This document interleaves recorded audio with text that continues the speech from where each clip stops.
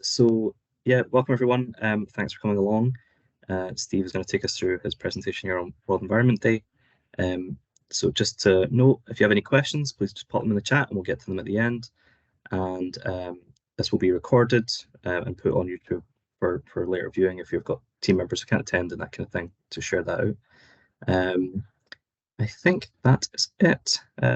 Steve, over to you. You're happy to go. Yeah, good afternoon, everybody. Thank you for joining. Yes, so I'm Steve Barton. If you've not met me, I'm Environment Manager for Ground Control. I'm going to take you through World Environment Day 2023. So this year it will be held on the 5th of June, so we are preempting it. We're getting you prepared. We're making sure you all understand what's coming and give you opportunities to make a difference. So World Environment Day 2023, what is it? Well, it is a reminder, our actions on plastic do matter. What we do with our plastic, how we dispose of it, whether we buy it, whether we don't, all important. And the steps that government and businesses are taking to tackle plastic pollution are the consequences of our actions as well. We can dictate those, we can help control them. And it is time to accelerate the action and head towards a circular economy. Okay, so it is time to beat plastic pollution. So why is it important? So a couple of weeks ago, Olivia Hillman went through plastic waste, how much there is. So just very quickly, we'll go back over some of the key issues. So it is harmful to wildlife. It's toxic if they eat it. They can get tangled in it. Some fairly distressing pictures of wildlife here. Sea life does bear the brunt of this because a lot of our plastic waste ends up in the oceans. But we've all been on a walk. You've probably seen at some point in your history on TV, seagulls with their heads wedged through ring poles. The plastic packaging that cans come in. You will see animals trying to eat it. If you've got dogs, they'll try and eat anything. So plastic is also a risk to even your domestic wildlife. So animals can become traps for getting injured by plastic, and it can damage and harm habitats that they live in. We're already in a world where habitats are declining. We're under pressure from different elements in the world, urbanisation, deforestation, global warming. Habitats for wildlife are declining at a rate of knots, and plastic pollution is playing a key part in that. Certainly don't want to see any less animals than we've got now. So that's one of the key risks there, and harmful to humans as well. So you may have read recently there are microplastics in the rivers, there's microplastic in the sea. Chances, therefore, of the microplastics in the reservoirs where we get our drinking water from, they should be screened out, they should be treated at treatment, but they're in our water supply. There's been evidence of humans with microplastics even in the bloodstream. So unfortunately, we've hit a stage where plastic is absolutely everywhere. And it's not good for us in any way, shape or form other than its convenience. And it is hugely unsustainable. So some information there. So in the UK, for big plastic count, each household, every individual household on average across the UK throws away 66 pieces of plastic packaging in 1 week. That'll be the packaging your hams come in. You might get magazines delivered in plastic wrappers, food bags for food you've put in the fridge or the freezer, all thrown away. That's 3,432 pieces a year per household. And that means across the UK, with our burgeoning population, 1.85 billion pieces of plastic waste a year. Okay, now we often hear that this is recycled, it goes off, it's treated. Here's some stark figures for you. How much plastic is actually recycled every year? 9%. This is globally. The UK is a little bit higher. However, for risk you find, if you see there at number 2, incinerated, a lot of waste to energy facilities that burn plastic, that often gets reported as recycled plastic, and it's clearly not. It's just burnt to create energy. It has found another use, don't get me wrong. It's not gone to ground, it's been disposed of. But it's not ideal. So yeah, only 9% is truly recycled and reused. You will see lots of adverts on TV from companies about how they use recyclable packaging. But if only 9% of people are, what are they? Which companies aren't using recyclable packaging? Okay. So yeah, 40% to landfill. That's nearly half of all plastic in the world goes to landfill. 25% is incinerated, and 15% is just dumped. So that's what's thrown on the ground, thrown at sea, which is why we see plastic islands in the middle of the ocean, which are causing a lot of issues. And the rise of plastic. So people who are of an older persuasion will remember many years ago, me included. I used to go to the sweet shop and my sweets were in big glass jars and I chose what I wanted and it went in a paper bag. Now all your sweets are in a plastic pack hung up. Same for your drinks. You got glass bottles, you took them back, you got 5p back for returning them. That's showing my age a little bit there. Milk came in plastic bottles you left on the doorstep. Milkman took it away. But over the years, from the 1950s onwards, plastic production has become absolutely massive. It was a new wonder material. It was going to change the way the world thought, the way the world did everything. Fresh packaging, easy packaging, cheap to manufacture, quite resilient. As we know, it takes thousands of years for plastic to break down. Isn't ideal at its end of life, but certainly when you're storing things in your kitchen, if you're in plastic, it's going to last. Okay, so there we go. Since 50s to now, that's 70 years. We've gone from virtually no plastic to over 400 million tons. In fact, we're approaching 500 million tons of plastic a year being produced. Okay, so what can we do? A few ideas at home. There are many, many more ideas, by the way. I've pulled out some easy ones for you. This one's very controversial. Give up bottled water.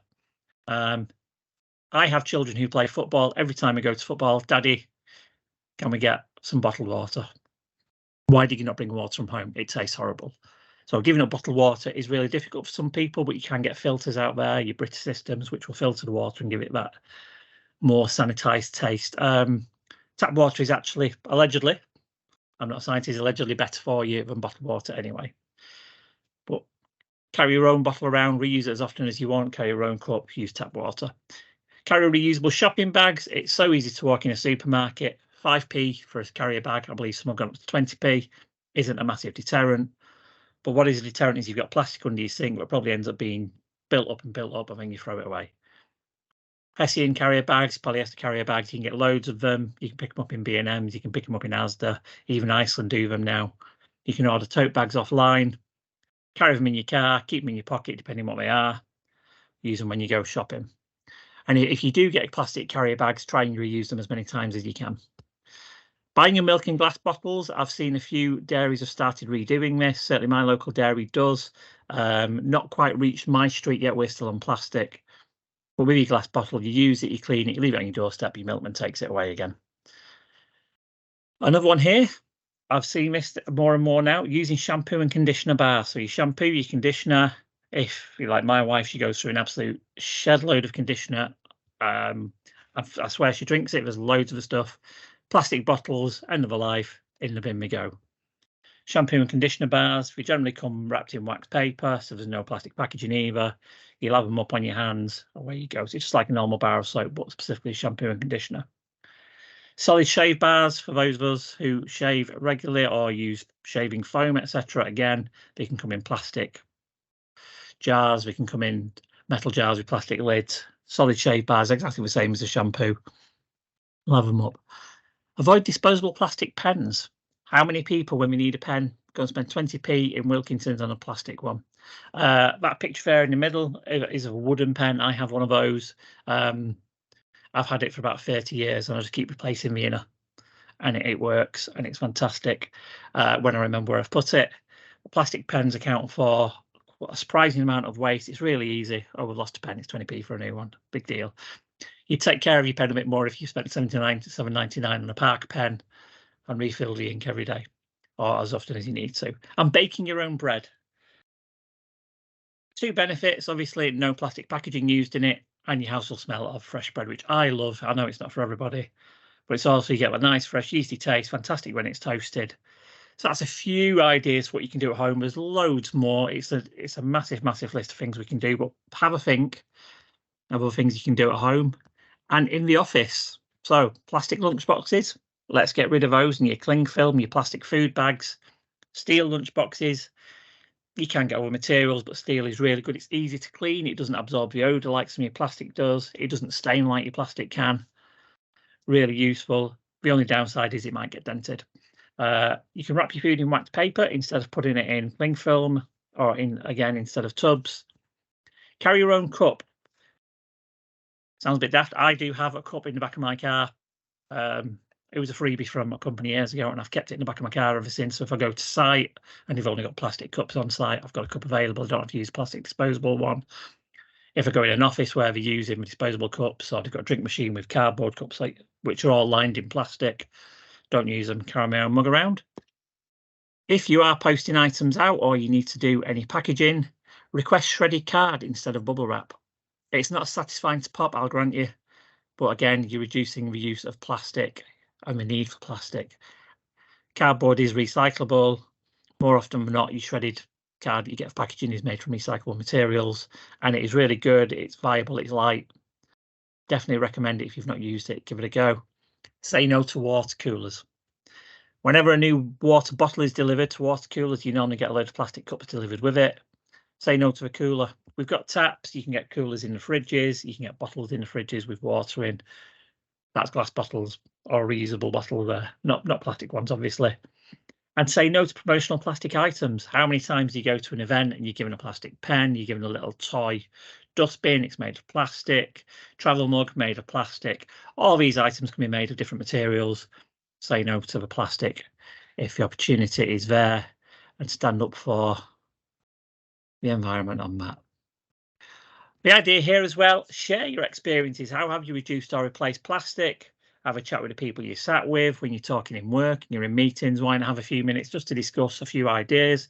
If you've come up with a great idea to save plastic, or if you're in Billericay and you've opened one of these bulk shops where the pasta's all in loose bins, you turn up your own tubs. Fantastic. Share that with people, let them know it is. And also, where can ground control reduce plastic? We know our PPE gets delivered in plastic. Does it need to? Can we get that changed? Now, anything in the kitchen, is it coming in plastic? Can we get it delivered in cardboard? Can we get it delivered in paper? Your experiences are important. That's how knowledge is shared. And if you have a good experience with a non-plastic item or plastic substitute, share it with people, because people don't like change. It's easy for them to think, oh, my bottle of Pepsi is going to come in a plastic bottle. Well, does it need to? Can you get a soda stream with a glass bottle on it? Make sure, of course, if you do, your CO2 canisters go back to soda stream for refilling and reuse. So we're not also creating a carbon issue there. So making a change. So as I say, we are a month ahead of World Environment Day. And the reason is I want you to have a think about what you can do in your day-to-day life, in your business life, to make a change to reduce plastics. So I've put together a very simple World Environment Day pledge in the presentation here. So just have a think about those ideas. Is there anything there that you think you could do as an individual, or that you get your family to do? As I said, I constantly harp on at my kids about bottled water because I just don't see the reason for it. Number 2 would be a killer. I am a bit of a, I like my fizzy drinks, but I've just looked at buying a soda stream system, so that removes all those plastic bottles we bring into the house. And again, shampoo and conditioner bars, stop using disposable carrier bags, change to glass bottles, no use of plastic pens, stop using plastic food bags. That goes for your shopping and obviously storing stuff in your fridge and freezer. You can wrap them, you can get reusable tubs, and again, bake fresh bread or any other ideas. Put your mind to it. Think you've got a month before World Environment Day. When we get to World Environment Day, have you thought of anything to make a change, or have you changed anything in your day-to-day life? I am definitely going on the fizzy bottle drink because, one, it's not good for me anyway, and I do spend far too much on fizzy drinks. So I'm going to look at that soda stream so I can make things in the house. And we'll put it in. I've got a couple of steel bottles. You get a glass bottle with a soda stream. Fantastic. Great way to reduce plastic there. And there we go. An overview of World Environment Day and reducing plastic. Does anybody have any questions for me?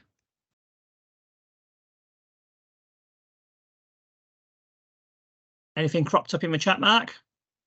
No, nothing in the chat. I think Sophie posted a really interesting thing there about an app that tells you where you can refill water bottles. I've never heard of that before. That's good.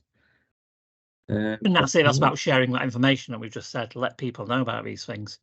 Yeah, I know last time I did a presentation, a few people shared things we'd found in Billericay for waste reduction, which was fantastic to hear. There you go. Sophie's mentioned her milkman to me before, so there we go again. Fantastic. But if anyone has any great ideas we'd like to share now, we don't want to put you on the spot, but if you've got something anybody would like to know, now's your chance. As I say, another thing I didn't put in there was you do now have, it's rare to find a butcher these days, unfortunately. We've become centered on the world of the supermarket. However, if you do get a butcher, take your own packaging with him. Don't use refill stations for detergents. Fantastic. I didn't even know you could do that. I don't know where one is, but if I find one, I will do, because again, go through loads of detergent with washing. There you go. Fantastic news there. We now only purchase GC merchandise from sustainable sources, or that can be recycled, which is great. Yeah, absolutely. Yes, fantastic. Thank you. That was Amanda, I think, posted that, didn't you, Amanda?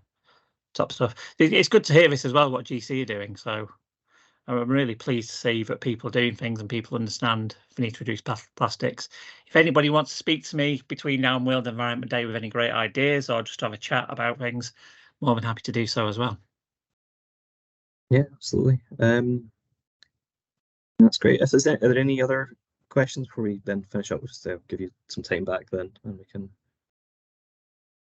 No, nothing. Okay. Well, thanks, Steve. That was brilliant. Thanks for taking us through that. Next week we have, I think, some colleagues from the Supply School Sustainability. Sorry, well, I can't remember what they're called. That's annoying. Supply Chain Sustainability School. That's it. Yeah. Hey. Totally blanked. Coming in next week, so they'll be here next week for that.